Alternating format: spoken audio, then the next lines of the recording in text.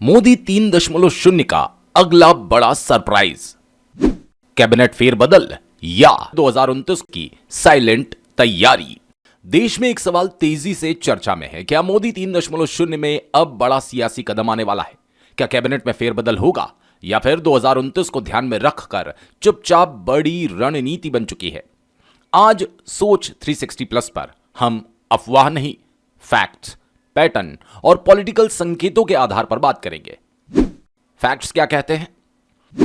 Fact number 1, Narendra Modi के पिछले 3 कार्यकालों को देखें तो एक पैटर्न साफ दिखता है। बड़े चुनाव या निर्णायक साल से पहले कैबिनेट में सीमित लेकिन रणनीतिक बदलाव परफॉर्म न करने वाले मंत्रियों को साइड और ग्राउंड कनेक्टेड चेहरों को आगे।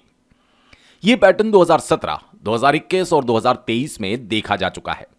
फैक्ट नंबर 2, सरकार के अंदरूनी डेटा और संसद में दिए गए जवाबों से साफ है, इंफ्रास्ट्रक्चर, मैन्युफैक्चरिंग, डिफेंस और डिजिटल इंडिया, इन 4 सेक्टर्स पर खर्च लगातार बढ़ा है।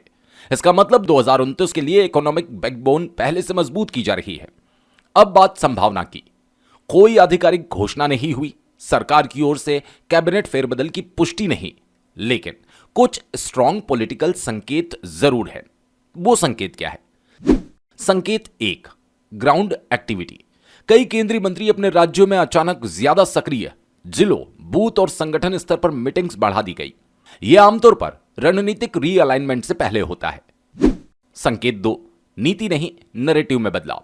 हाल के भाषणों में फोकस विकसित भारत, आत्मनिर्भर सिस्टम, ग्लोबल साउथ में भारत की लीडरशिप, यानी सिर्फ राष्ट्रवाद नहीं, राष्ट्रवाद प्लस इकोनॉमिक कॉन्फिडेंस। संकेत 3, 2029 क्यों अहम है? 2029 के बाद डिलिमिटेशन, बड़े राज्यों का राजनीतिक वजन और राष्ट्रीय राजनीति का संतुलन सब बदल सकता है। तो बड़ा सवाल, आर्थिक सुधार या राष्ट्रवाद की नई लहर?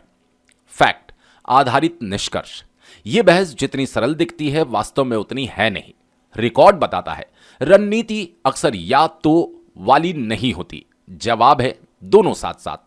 अंदर की तैयारी, सिस्टम मजबूत, घरेलू मोर्चे पर स्पष्ट प्राथमिकताएं दिखती हैं, मैन्युफैक्चरिंग को बढ़ावा, बड़े पैमाने पर इंफ्रास्ट्रक्चर निवेश, पूंजीगत व्यय में निरंतर वृद्धि, जॉब क्रिएशन के लिए प्रोडक्शन लिंक्ड इंसेंटिव योजनाएं।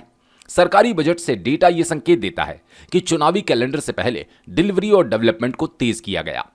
बाहर की रणनीति, मजबूत भारत की छवि, अंतर्राष्ट्रीय मंच पर रक्षा बजट उच्च स्तर पर, स्वदेशी रक्षा उत्पादन पर जोर, इंडो पैसिफिक और ग्लोबल साउथ में सक्रिय कूटनीति।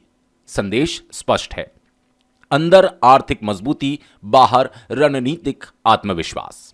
यही अब तक का मोदी मॉडल रहा और इसमें अचानक बदलाव के संकेत नहीं है। तो सवाल यह नहीं कि सरप्राइज होगा या नहीं, असली सवाल यह है सरप्राइज कब और किस फॉर्म में?